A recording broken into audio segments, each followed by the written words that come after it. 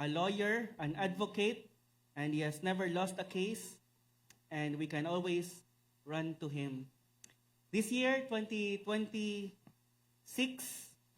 may we always run to the Lord Jesus Christ, to our Savior, the Lord Jesus Christ. Let's continue with our series in the book of Ephesians. And nasa Ephesians chapter 6 na tayo. So let's pick up our passage in Ephesians chapter 6. This time, ina-address ni Apostle Paul ang mga children sa Ephesus. Sino ang mga children dito? Lahat tayo children of our parents, and so this passage is for us. I invite you to open your Bibles and also to please stand. And let's read what the Word of God says. Ephesians chapter 6, verses 1 to 3. Ephesians chapter 6, verses 1 to 3. This is very easy to memorize. Children, obey your parents in the Lord, for this is right. Honor your father and mother, this is the first commandment with a promise, that it may go well with you, and that you may live long in the land. This is the word of the Lord, brothers and sisters, the word of the Lord for us, and let's pray first. Father, we thank you for the instruction that comes from your word. Thank you, Lord, that you have given us an instruction, a blueprint for life, that we may not live our lives, Lord, according to our wills, according to what is right in our own eyes, because many times, Lord, what is right in our own eyes is wrong in your own eyes. And many times, Father, what we think is right would only lead us to destruction. And so, Lord, we are thankful for the instruction that you have left for us in your word. Help us to heed it and to observe it. By your grace and for your glory. In your name, Lord Jesus, we pray. Amen. Please be seated, everyone. Children, obey your parents in the Lord, for this is right. Honor your father and mother. This is the first commandment with a promise, that it may go well with you and that you may live long in the land. Makikita natin sa letter ni Apostle Paul sa mga Ephesians, sa mga taga-Ephesus, ang blueprint ng Panginoon for the Christian home. Ano ang blueprint ng Panginoon for the Christian home? That the wife submits to their husbands as to the Lord, Ephesians 5:22.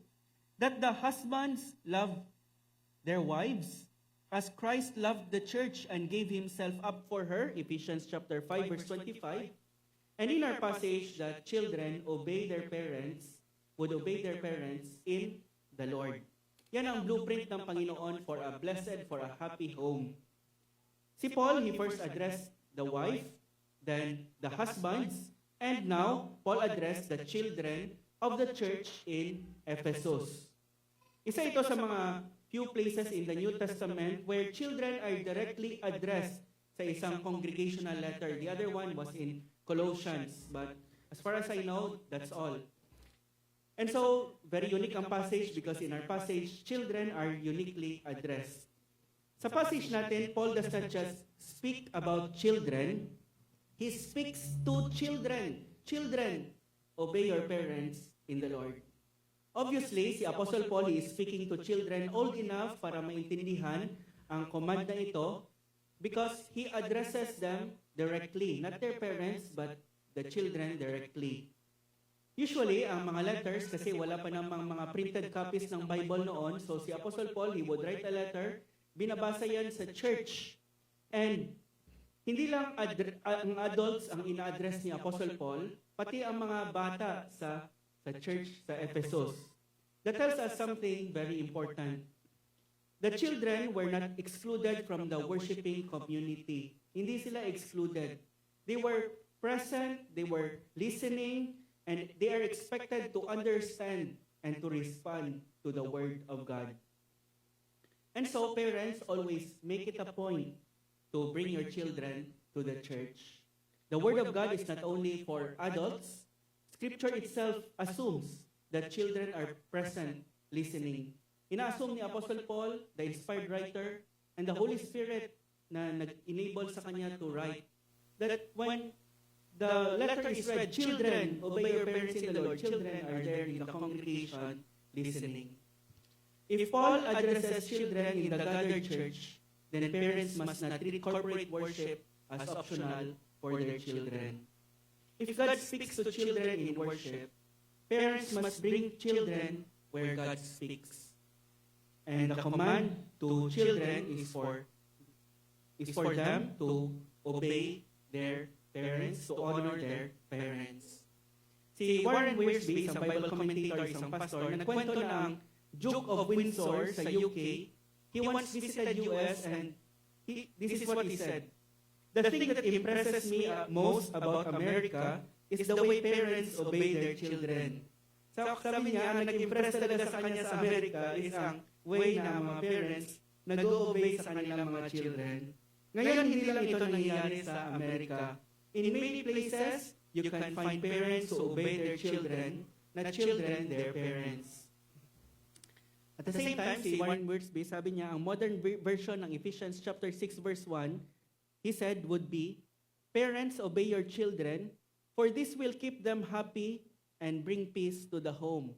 Yan yung modern version ng Ephesians 6:1. Para kung hindi umiyak ang bata at baka mag-tantrums, sundin na lang ang gusto niya. But this is contrary to God's command. Ang biblical command, especially sa mga Christian homes, is not parents, obey your children, but rather, children, obey your parents. Lahat sa atin ay mga anak ng parents natin, and so, this command applies to all of us. Especially ang second part, which is honor your parents, father and mother. For many of us, ang command to obey is no longer applicable because we are already living independent of our parents.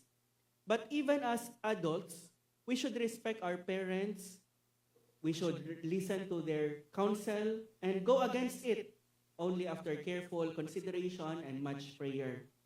Pero kahit na ang isang person required na mag-obey sa kanyang hindi na required na mag-obey sa kanyang parent, the second half of the command to honor one's parents never ends. It is lifelong.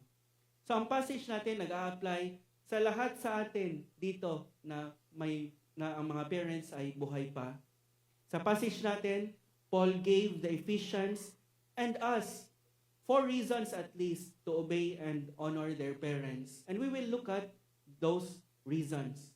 And the first reason that the Apostle Paul gave was because they are in the Lord. Children, obey your parents in the Lord.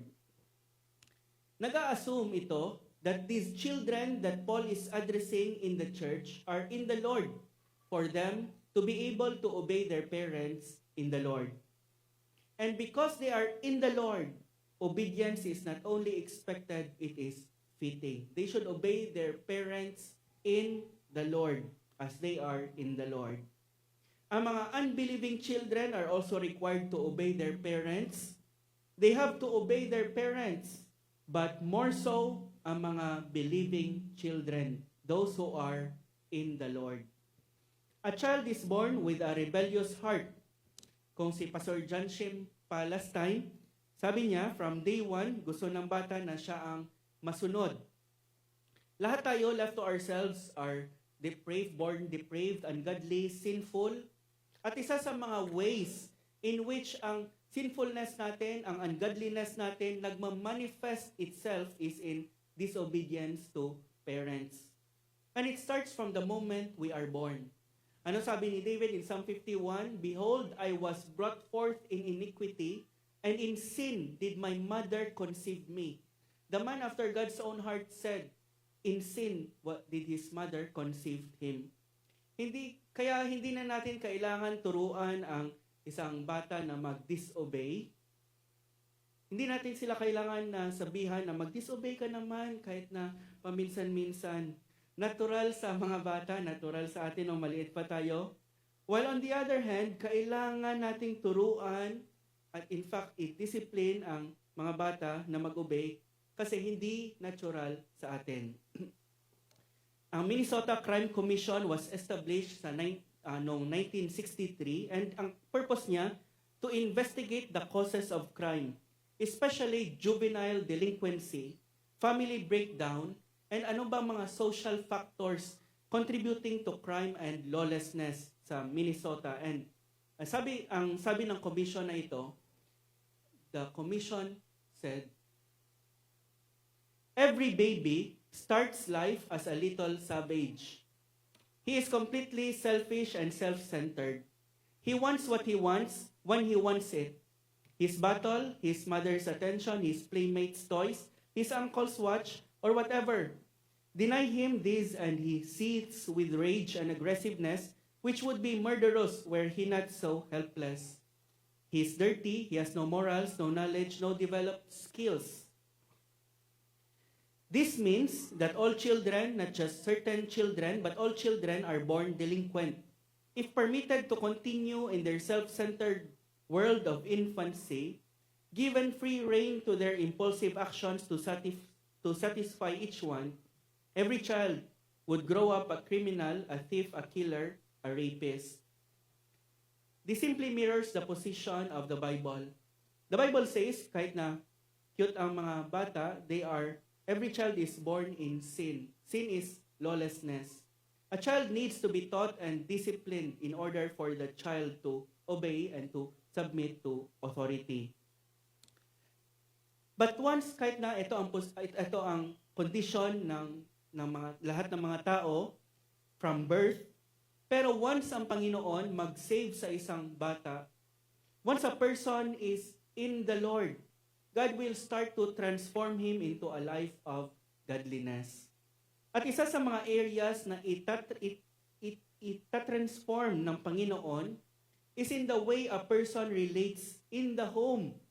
For children, the way they relate to their parents. For husbands, to their wives and their children. For wives, to their husbands and their children as well. But for children, to their parents. Once a young person is in the Lord, isa sa mga resulta is that the person will begin to obey his or her parents in the Lord. I had been blessed sa mga testimonies dito sa church of how they had been mistreated or left by their fathers when they were young, and they hated their fathers at first because of what they did. But when they came to know the Lord, they now had the desire for their father's salvation, and they had the desire to honor their fathers. Where did that come from? It comes from a transformed heart, a heart transformed by the gospel. Many of you nakakilala ng Shubi. Nagtestimony siya dito one time. His father physically and sexually abused her mother. Later, pinatay ng kanyang father ang kanyang mother, at iniwan silang magkakapatid. Pinamimigay sila sa iba-ibang mga pamilya. She said at first, when she was young, her only ambition in life was to kill her father. That's all, sabi niya. But when Rhea, by God's grace, shared to her the gospel, and she was saved, and she grew in her relationship with the Lord, that desire to kill her father changed. Now she wants to meet her father and share Jesus and the gospel to her father. She now wants her father to know the Lord and be saved. And you know the story, nagkita sila ng father niya, and to make the long story short, before his father died, he came to know the Lord. Suddenly, something happened. She wants to honor her father who is not in the Lord that time. She wants to honor her father in the Lord. Where did that come from? It comes from a transformed heart. That is the first meaning of the phrase, in the Lord. You obey your parents, children, not mainly because your parents are worthy to be obeyed. You obey them as an act of your obedience to the Lord. Your obedience to them becomes an act of worship to the Lord. In other words, you obey your parents because that is what pleases the Lord, and you want to please the Lord. Your obedience is first and foremost to Christ the Lord, not ultimately to your parents. But of course, you obey them in the process. You honor them. Sabi ni, I like what Pastor John MacArthur said. He said, parents stand in the gap, so to speak, between children and God, while the children are too young to have a full and mature relationship with Him themselves. Parents are God's stewards, His proxy authority for their children, who are simply loaned to them in trust by their own Heavenly Father. Ang mga parents, they stand in the gap between God and their children. Parang proxy authority sila, sabi ni Pastor John MacArthur. This is the reason why a child is to obey and honor their parents, because binigay ang mga parents natin ng Panginoon mismo. Before Paul tells children what to do, he reminds them who they are. They are children who are in the Lord. And because they are in the Lord, they have to obey their parents in the Lord as an act of their obedience to the Lord Jesus Christ Himself. Ang obedience ng mga believing children sa kanilang parents is the result of their submission to the Lordship of Christ. It's not that they should obey their parents so that they will be in the Lord. Because they are already in the Lord, they have to obey their parents. Believing children obey not because their parents are perfect, but because Christ is the Lord of their lives. For some of you, obedience to your parents is extremely hard. They have done obedience and honoring of your parents is extremely hard. They have done nothing but make your life miserable. They have wounded you, disappointed you, or failed you deeply. And if obedience were merely about them, ang command ni Apostle Paul dito would feel unbearable. Hindi kaya. But when you think that your obedience to them is your obedience to the Lord who loves you and gave Himself for you, then obedience becomes not easy but possible, doable, because now it is obedience to the Lord. It is the Lord you are obeying as you obey your parents. That is what makes obedience possible even when it is painful. It is when you say, Lord, it is not easy, but I love you and I want to please you. I want to obey you. At the same time, na-learn natin na ang commands na ito fall after the command to be filled with the Spirit. Isa sa mga result when a person is filled with the Spirit is, number 1, review, Spirit-filled, singing, Spirit-filled, thanksgiving, and Spirit-filled, submission. A Spirit-filled child is a child who submits to the authority of his or her parents by obeying and honoring his or her parents. Nasabi na natin last time na ang Christian life is not difficult, it is impossible. It is impossible. And for many, just the thought of obeying their difficult parents is really impossible. But when the Holy Spirit enters the heart, He gives us the power to do what we could never do on our own. He changes our behavior by changing our hearts so that what is impossible now becomes possible. What is impossible for us becomes possible when the Spirit of Christ lives in us. Of course, mangyayari lang ito when the child has experienced genuine conversion. Then the Holy Spirit enters into his heart, his life. And so parents, do not just teach your children do's and don'ts. Of course, you teach them to do this, not to do that. But do not just teach them that. Teach them the gospel. Paulit-ulit na ituro sa kanila ang gospel because the gospel is the power of God to salvation. Romans chapter 1, verse 16 to 17. And while you teach them the gospel, do not stop praying for your children, pleading before God for the salvation of their immortal souls. Every Christian parent should pray for and seek to lead his children to genuine saving faith in Christ. More of this next week. But that is the duty, the responsibility of parents. One of the responsibilities Because only then, only when their children are genuinely saved, genuinely converted, can they obey their parents in the Lord and with an obedience that pleases the Lord Himself. Children, obey your parents in the Lord. Notice na walang conditions na naka-attach sa command na ito, neither are there conditions na naka-attach sa honor your father and mother.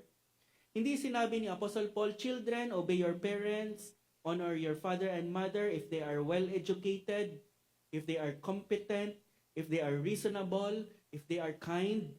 Wala ring children, obey your parents in the Lord or honor your father and mother if they are godly, if they are fair, if they have never failed you, if they have never hurt you.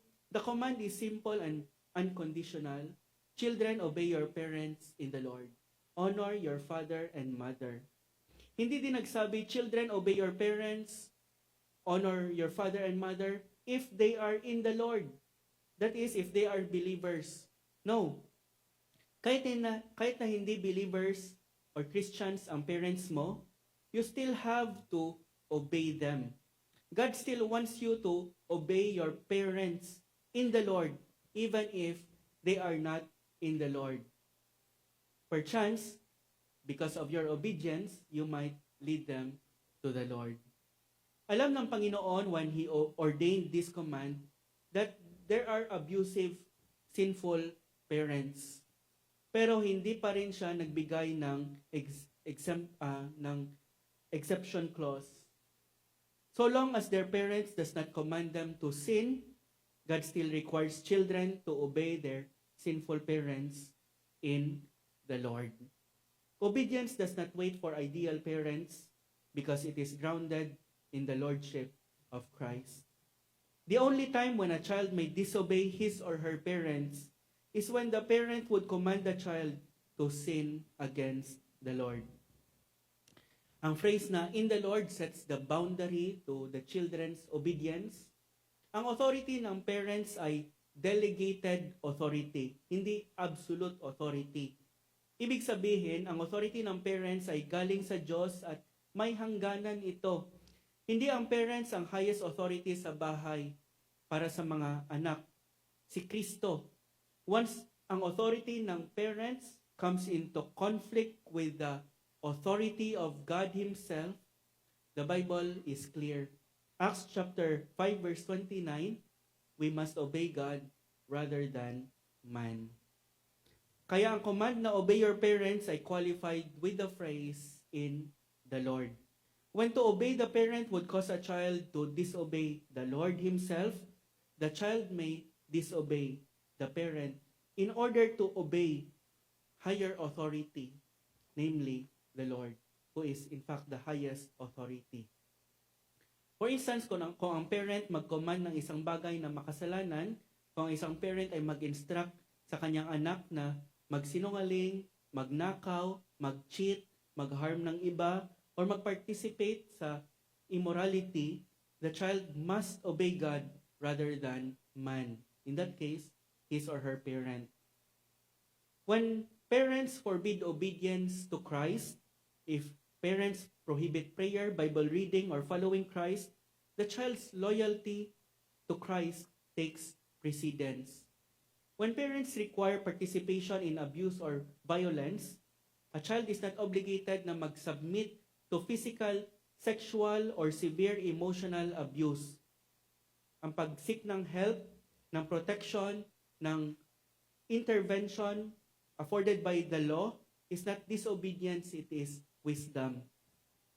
Pero I believe na ang mga instances na ito, when a child must disobey his parents out of obedience to God, is very rare. Napaka-rare ng mga instances na ito. They are exemptions, not the norm. More often than not, ang clear will ng Panginoon para sa mga children is to obey their parents in the Lord.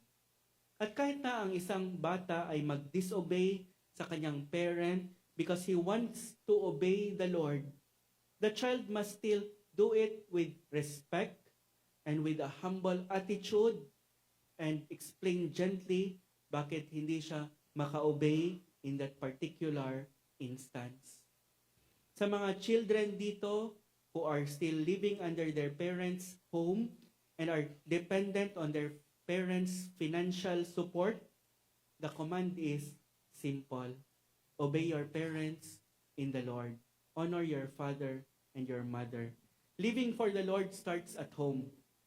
And for children, it starts with obedience sa kanilang mga parents. Hindi pwedeng magsabi ang isang bata, I will live for the Lord sa school, I will live for the Lord sa church, or kasama ang mga friends ko, I will live for the Lord. While at the same time, nagdi-disobey siya sa kanyang mga parents at home. In that case, he or she is not living for the Lord. Living for the Lord starts at home, and it starts with obedience to one's parents. Before you can honor God elsewhere, you must honor Him where you live. And so ang first reason God gave to the children in Ephesus for obeying their parents is because they are in the Lord. And ang second reason na binigay dito ni Apostle Paul is because it is right for why they should obey their parents, is because it is right. Children, obey your parents in the Lord, for this is right. Sino ang nagdedetermine whether a thing is right or wrong? Ang Panginoon. He only has the prerogative to determine what is right or wrong. Kasi ang mga modern psychologists, they would say the opposite. They would say, parents, give your child whatever he wants. Don't correct too much. Don't say no because you might damage his self-esteem. Yan ang mga advice ng mga modern psychologists. Psychology says a child's feelings should always come first. If a child feels bad, the parent must be wrong. Rules should adjust to the child, not the child to the rules. Ito ang mga sinasabi nila ngayon. But who determines what is right? The answer is, of course, the Lord. Para sa psychology, okay lang for a child to rebel. Normal stage lang yan. They would say rebellion is part of growing up. But who determines what is right? It is the Lord, not man. He is the righteous lawgiver, and He has given us what is right in terms of the responsibility of children in His Word. Si Dr. Howard Hendricks, isang Bible commentator, Christian writer, nagkwento ng isang gabi na tumawag ang kanilang daughter sa asawa niya, sa kanyang mother, na freshman ang daughter niya sa isang Christian college. And sabi niya, in a tearful and agitated voice, sabi ng bata sa phone, "Mom, Dad, I love you, I love you." And they replied, "We love you too, honey. What's wrong?" And it turned out, may isa siyang professor na nag-lecture about teenage rebellion and against parental authority, and he made it sound as if a child is not normal if he did not rebel at some point sa kanyang parents. And so this child thought na hindi siya kailanman nag-rebel sa kanyang parents, something must be wrong with her, and so she called her parents to say, "I love you." That is the culture where we live in. If hindi ka nagre-rebelde, hindi ka normal. If hindi nagre-rebelde ang isang anak, sometimes getting in, kung magrebelde ang isang anak, sometimes getting involved in serious sin, ang parents, they would simply shrug it off and as if it is a light thing and dismiss it by saying na normal lang yan, dapat naman talaga mag-go through sila sa period of rebellion. But that's a worldly idea. That is not a godly idea. And over against that idea, ang Bible nagsasabi, that is not right. That is not right. What is right is that children obey their parents in the Lord. Who says whether a thing is right or wrong? It is God Himself and God alone. And He has laid out for us in His Word what is right. Psalm chapter 19 verse 8, "The precepts of the Lord are right, rejoicing the heart." Sabi ng psalmist in Psalm 119:75, "I know, O Lord, that your rules are righteous." I know, O Lord, that your rules are righteous. And so, children, obey your parents in the Lord, for this is right. And when we come to think of it, ang command na ito is very wise. It's not only right, but it is very wise na ito ang sinabi ng Panginoon. Parents are so much ahead in life sa kanilang mga anak. Marami silang na-learn na based on time and experience. On the other hand, ang mga bata are born into this world knowing nothing at all. They cannot speak, they cannot walk, they cannot eat, they cannot do things on their own, they do not know right or wrong, they cannot decide wisely on their own. On their own, kahit ano kakainin nila, bato, coins, crayons, laruan, and kahit na kanilang mga poops. That is why God in His wisdom places children under the authority of their parents. And this is the third reason why the children in Ephesus should obey. Because, not only because they are in the Lord, but because it is right. And third reason why children should obey and honor their parents is because it is commanded. Honor your father and mother. This is the first commandment with a promise. Paul is quoting Exodus chapter 20, verse 12. Honor your father and mother. Ang pag-obey sa mga parents natin is part of honoring them. Ang pag-obey is action, while honoring, it involves the heart.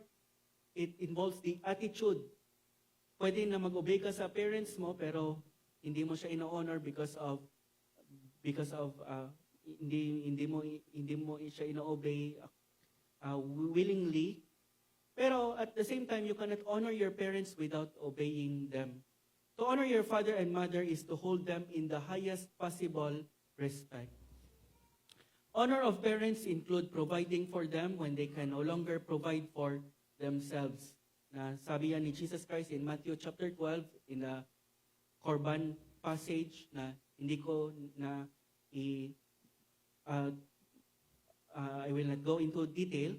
Pero tulad na ang parents mag-spend 20 years or more taking care and providing for their children are to spend whatever time and money is necessary to care and provide for their parents should the parents be no longer able to provide for themselves. Sabi ni Jesus Christ, He condemned the Pharisees, He lashed out against them because sabi nila, pag ang ibibigay nyo sana sa mga parents niyo, ibibigay sa temple kasi makinabang sila. Sabi ng mga Pharisees, okay lang yan. Sabi ni Jesus Christ, you are preferring your tradition over the commandment of God. And so, Jesus Christ, ang para sa Kanya, honoring one's parents includes providing for them when they can no longer provide for themselves. Especially sa time ni Jesus Christ when it was purely agrarian ang kanilang pamumuhay and kailangan talaga magbanat ng buto ng mga parents in order for them to eat. To honor our father and mother is part of the 10 Commandments. And by the way, it's called 10 Commandments, not 10 Suggestions.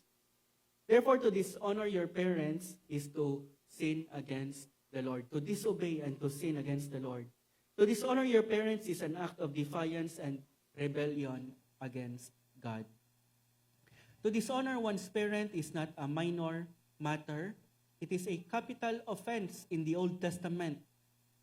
God, through Moses, commanded, "He who strikes his father or his mother shall surely be put to death." Hindi lang ma-imprison, but put to death. Sabi ng Panginoon, through Moses, he who curses his father or his mother, wala siyang gagawin kahit na ano, simply curse his father or his mother. Sabi ng Bible, he shall surely be put to death. To physically or even verbally abuse a parent was a capital offense in ancient Israel. Honoring one's parents is foundational to all other relationships. And ang mga Christians, they have always divided the commandments into two tablets. The first tablet contained the first 4 of the commandments, which can be summarized as an obligation towards God. You shall have no other gods before me, commandment number 1. Commandment number 2, you shall not make for yourself a graven image. And in-expound ito ng Panginoon, you shall not make a graven image of any likeness in the heaven above, or in the earth, or in the water under the earth. Number 3, you shall not take the name of the Lord your God in vain. And number 4, remember the Sabbath day to keep it holy. And among the commandments, ito lang ang hindi na-repeat sa Old Testament. And hindi maraming mga views sa law, and I believe hindi na tayo under sa Mosaic law, but this reflects the standard of God, ang kanyang law. He is the perfect lawgiver, and ang law niya nagre-reflect ng standard niya. And so for that reason, we must strive to conform ourselves to the standard of God. Number 5, and sa second tablet, makikita natin ang obligation towards man. And what is the first among the obligation towards man? Before, you shall not murder, you shall not commit adultery, you shall not steal, you shall not bear false witness, you shall not covet, is the command to honor your father and mother. It is very foundational. This is because, meaning to say it is very foundational. Why? Because in the home is the first classroom of authority and respect. When children learn to obey their parents in the home, they will also likely learn to obey other authorities outside the home. The child who does not honor their parents will struggle to honor anyone else. God intentionally placed this command first among the duties and responsibilities towards others, because respect for parents trains the heart to respect other people and all other authority. At the same time, if we truly honor our father and mother, our parents, we will not disgrace their name by becoming a murderer or committing adultery or stealing or lying, or by the greed and discontent underlying covetousness. So honoring our parents is foundational to all other relationships and duties of life. At the same time, it also works backward towards the first tablet. The first 4 commandments, it works backward sa first 4 commandments. In fact, ang word na honor your father and mother is the same word for honoring God na ginagamit sa pag-honor sa Panginoon. If we are rebellious and disrespectful towards our earthly father and mother, we will also probably be disrespectful towards our heavenly Father and rebellious towards our heavenly Father. This is how Christians often divide the commandments. Ang first 4 directed towards God, and the last 6 directed towards our fellow men.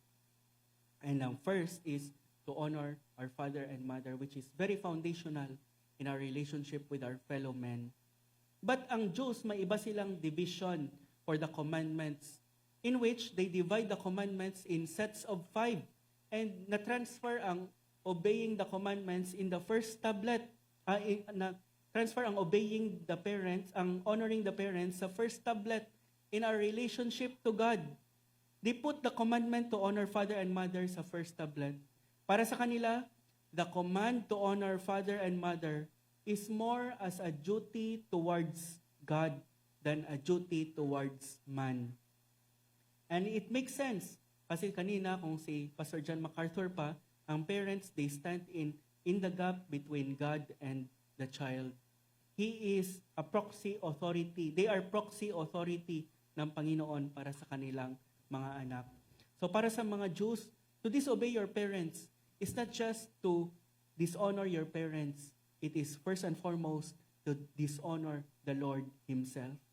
Honoring one's parents is more of a duty towards God rather than towards man para sa kanila. And it makes so much sense.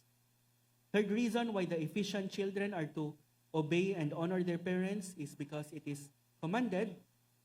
Secondly, because it is right.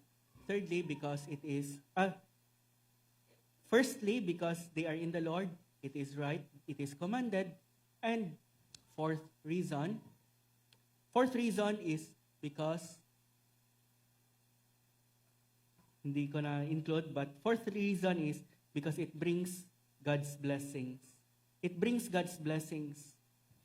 Honor your father and mother, this is the first commandment, with a promise that it may go well with you and that you may live long in the land. Kita nyo ang promise blessing ng Panginoon. Obedience to parents brings God's blessings. This command must be very important sa Panginoon, not only because He placed it at the head of all other commands relating to others, but because this is the first command in which He Himself attached a promise. It is the first command with a promise. My promise, ang Panginoon, to bless those who honor their parents. Kahit na wala namang blessing na nakakabit sa command na ito, we should still obey it because it came from the all-authoritative lawgiver Himself. We should obey God because of who He is. Kahit wala ng mga promises, He does not have to attach a promise. But dito natin makikita na ang Panginoon natin is very gracious. He attached a promise to this command that we should obey anyway. Dalawa ang promised blessing ng Panginoon. Kung makikita ninyo, both referring to quantity and quality. That it may go well with you, the first promise. And the second promise, that you may live long in the land. Both quality and quantity of life. Many of those who learn to disobey their parents early often end up not doing well in life. In fact, some of them end up in prison. Maraming mga prison chaplains na nagsasabi, if you ask inmates about their childhoods, you will often hear the same story. Rebellion at home, no respect for parents, no boundaries, no submission. They did not wake up one day and find themselves in prison. They trained themselves for it by rejecting authority early. Prison is often the final classroom para sa mga nagre-refuse to learn obedience in the classroom of the home. On the other hand, children who learn obedience early often learn how to receive correction and so improve, how to make wise decisions later in life, and they form good and healthy habits that will help them later on in living well. As a result, life for them generally goes better, that it may go well with you. And ang second promise, referring to quantity, that you may live long in the land. That you may live long in the land. Hindi ito absolute rule. It does not mean na kung may mamatay na bata early, disobedient to parents. It does not also mean na kung may mga nagli-live to old age, naging very obedient sila nung maliit pa sila. But generally, this is the rule. Ang mga nagre-rebel against parents often get into drinking, into drugs, into sinful mga barkada, sinful companions, sexual immorality, and are more likely to die young than those who avoid such destructive sins in obedience sa kanilang parents. When a child disrespects her parents, he has trained himself to disrespect all other authorities, causing him to either end up in prison or end up in the grave. Ang isang bata na nagdi-disobey sa kanyang parents is training himself to say, no one tells me what to do. No one tells me what to do. That same child grows up and hears teachers, employers, police officers, and he responds the same way, no one tells me what to do. I have read several years ago an article by Pastor John Piper entitled, Parents Require Obedience of Your Children. Sa article, sinabi niya ang about sa 13-year-old na bata na si Andy Lopez sa California na may dalang assault rifle. Akala ng mga pulis, babarilin sila. Twice sinabihan nila ang bata to drop the gun. Instead, tinutok ng bata sa kanila ang baril and they shot him dead. He instantly died. It was a toy gun. Sabi ni John Piper, hindi niya alam ang details of the situation or if Andy even heard the commands. So hindi siya makakasabi na he was being subordinate. He was being insubordinate. Pero sabi niya, ang point is, it's about, sabi niya, he said, it's about a what if. What if he heard the police and simply defied what they said? If that is true, it cost him his life. Such would be the price of disobeying proper authority. And then he said, he told of a tragedy in the making. Sabi niya, I witnessed such a scenario in the making on a plane last week. I watched a mother preparing her son to be shot. He said, I was sitting behind her, and her son, who may have been 7 years old, he was playing on his digital tablet. The flight attendant announced that all electronic devices should be turned off for takeoff. He did not turn it off. The mother did not require it. As the flight attendant walked by, she said she needed to turn it off and kept moving. He didn't do it. The mother did not require it. He said one last time, the flight attendant stood over them and said that the boy would need to give the device to his mother. He turned it off. When the flight attendant took her seat, the boy turned his device back on and kept it on through the takeoff. The mother did nothing. I thought to myself, she is training him to be shot by police. And this is what he said. Parents represent God to small children, and it is deadly to train children to ignore the commands of God. A prison chaplain once shared that he asked several inmates the same question, when did your trouble with the law begin? And marami sa kanila nag-answer in almost the same way, when I stopped listening to my parents. And so ang command ng Panginoon is not restrictive, it is rather protective. It is not only right, but it is also safe and rewarding, that it may go well with you and that you may live long in the land. For a child to walk in obedience to the Lord is to walk in the pathway of God's blessings. Si Apostle Paul, once again, he gave 4 reasons for the children in Ephesus why they should honor and obey their parents. Because, number 1, they are in the Lord. Number 2, it is right. Number 3, it is commanded. Number 4, it brings blessings. I know that for some of you, it is not easy to honor a parent. You have an unbelieving parent who have hurt you, disappointed you, or made life painful for you. God's command does not deny that reality, but He does give grace so that you can obey Him. And I would like to just give few practical suggestions, and I have listed 4 suggestions for you to deal with that situation. And the first is pray. Pray. Bring your pain honestly to God. Be honest to God. Ask for grace, wisdom, and a softened heart. You cannot honor them, your parents, in your own strength. You need the Lord's help. And so the first is to pray. The second is, you must guard at all costs, guard your heart from bitterness. Remember, bitterness corrupts the container that contains it.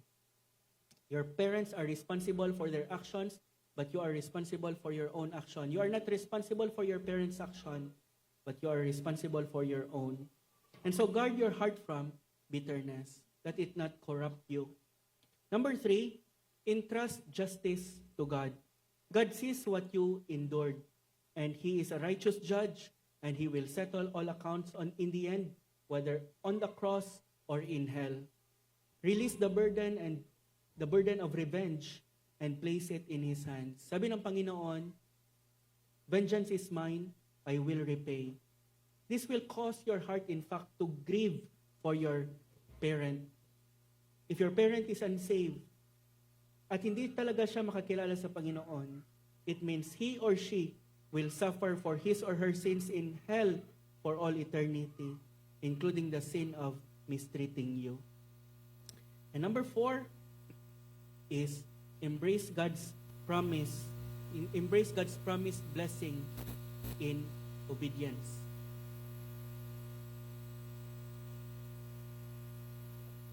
Embrace God's promised blessing in obedience. Even when the blessing is not immediate or visible, God never ignores obedience done in faith. Embrace God's promised blessing in obedience and trust His future grace as you obey. And number 5, honor that parent of yours in the Lord. Not because he is worthy, not because she has never failed you, but because Christ is Lord.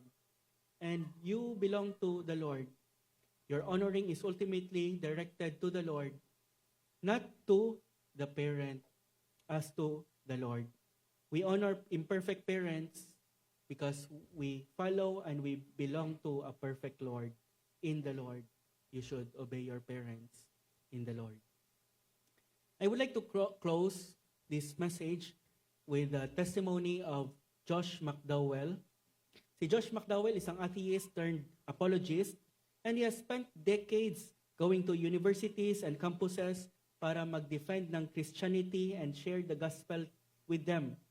He has shared Christ with thousands of students around the world, answering hard questions, engaging mga skeptics, and calling young people to faith in Jesus Christ. And he has led so many to the Lord. I once read about the story of his life sa kanyang book na More Than a Carpenter. Sa book na yan, he told of how he learned to honor his difficult father through the amazing grace of God. Mahaba ito, but it is worth the read. Sabi niya, I was brought up in a little old tiny town of about 1,800 people, Union City, Michigan. Growing up, my father was the town alcoholic. I hardly ever knew my father sober. I would go to school, and my friends would make jokes about my dad down in the gutter making a fool out of himself. They did not think it bothered me because I have the capacity to laugh on the outside but cry on the inside. Every time they told a joke about my dad, it hurt, but I never ever let anyone know, and I carried that hurt for years. He said sometimes friends would come over our home and my dad would be drunk. And so before friends would arrive, I would go out to the barn. He would either be passed out or halfway there. He was a little man, and I would grab him around the neck, and I will pull him across the barn into the pen where the cows would have their calves, and just drop him on the straw. Then I would tell my friends he had to go on an important call. Just so I and the family would not be shamed. Then, in case he would wake up, I would go back up to the barn and tie him with a rope. The first time I did that, it was probably about 6 o'clock at night. I would get out the next morning at 5 o'clock, and I was so discouraged. I was so disappointed because he was still alive. I just wanted him dead. All I ever wanted as a kid was for my father to quit hurting my mother, and I could not stop him. And I felt it was my fault that my father could hurt my mother because I was not strong enough to stop him. 2 months before I graduated from high school, I came home from a date about midnight on a Saturday, walked into the farmhouse, and I heard my mother crying. That scared me. And I remember running to the house yelling, Mom, what's wrong? What's wrong? And I ran into her bedroom. She sat up in bed, just weeping and crying. She said, Son, your father has broken my heart. Then she reached out, put her arms around me, and pulled me to her. And I will never forget what she said. She said, "Son, I have lost the will to live. All I want to do is live until you graduate. Then I just want to die." Boy, that was hard to hear. But you know what happened? 2 months, actually 61 days later, I graduated. And the next Friday the 13th, my mother died. Don't tell me you can't die of a broken heart. My mother did. My father broke it, and I hated him for it. I hated him so much. He said, I hated him. I grew up believing my father had killed my mother and destroyed my family. My one sister committed suicide. My one brother ran away from home years ago and never came back. My other brother sued my parents for everything they had. And my sister ran away for the army and volunteered for the front lines, just so she would not have to be home. It was a very dysfunctional family. And then he went, to make the long story short, he went to college as an atheist, and he encountered a group of believers, 8 of them, who were so joyful that their joy intrigued him. To make the long story short, he challenged them, and he was challenged back to read his Bible, and he tried to read the Bible in order to find errors in the Bible, and ended up believing in the Lord and submitting his life to the Lord Jesus Christ. And this is what he said. After I became a Christian, I found myself saying to the man I chose to hate, I love you. I did not want to love him. Even as a new Christian, I chose to hate the man who I believe killed my mother and destroyed my family. And I found myself saying to the man I chose to hate, I love you. That is, when I knew it was real. I was not used to that.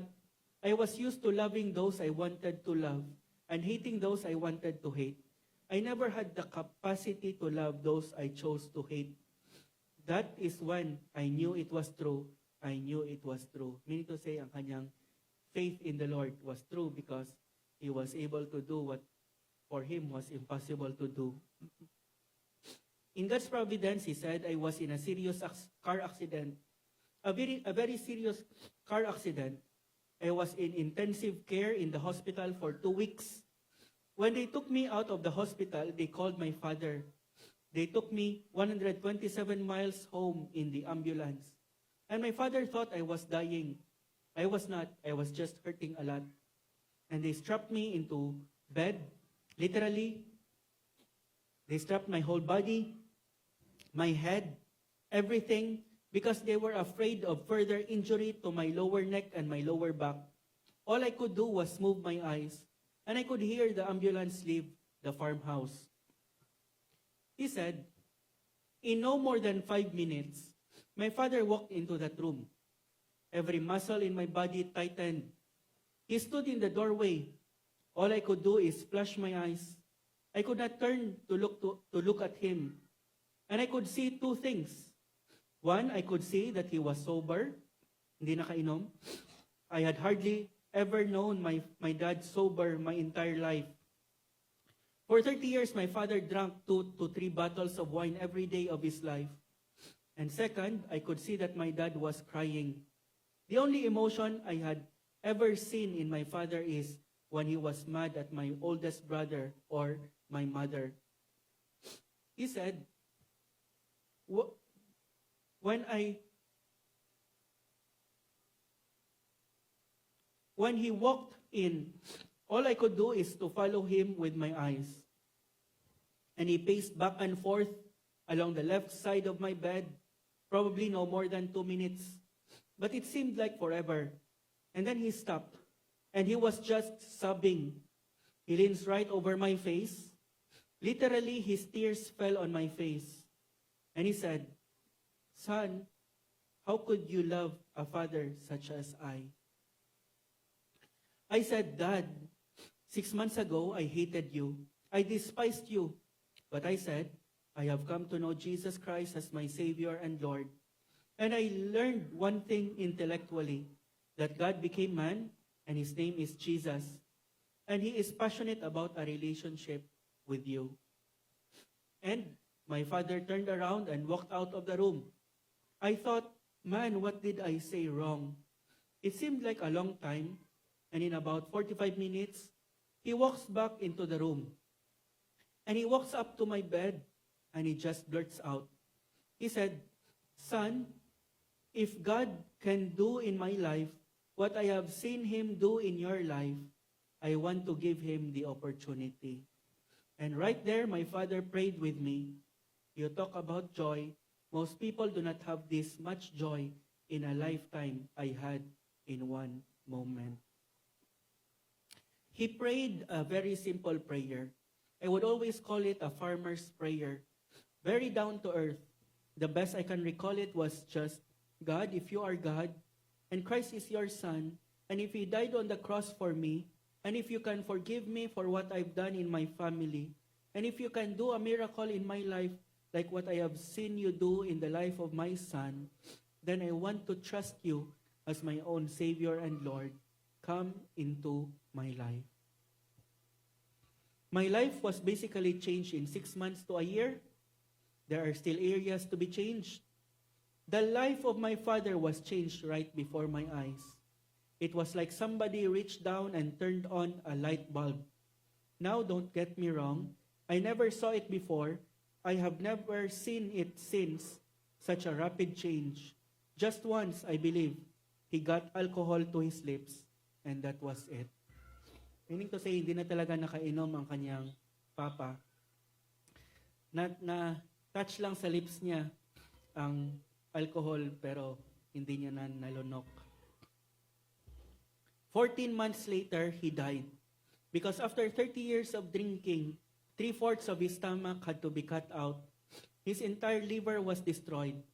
But in that 14-month period, over 100 men and women in that little town and surrounding area committed their lives to Jesus Christ because of the changed life of the town drunk, my father.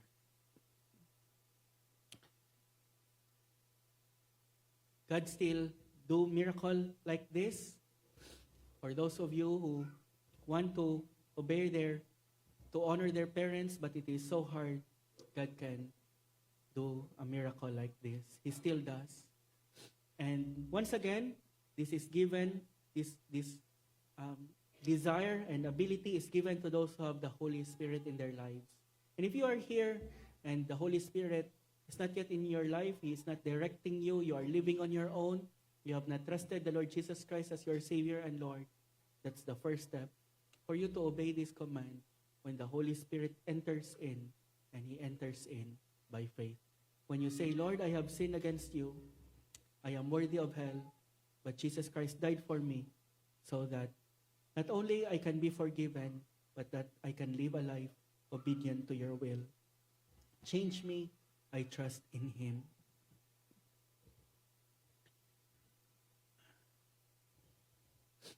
Father God, we thank you that you, O Lord, our loving Heavenly Father, loves us even when our parents, our earthly fathers, or even mothers are imperfect.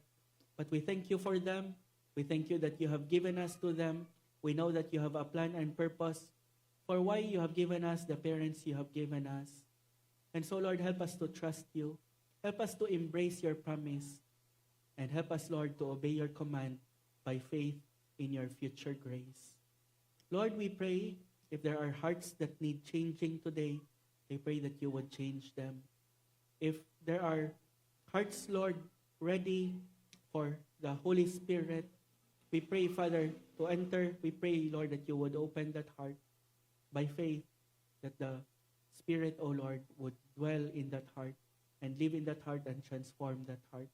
Lord, we pray that you will do a work, a lasting work in each one of us, whatever our condition is. We need you. We need your grace. In your name, Lord Jesus, we pray. Amen.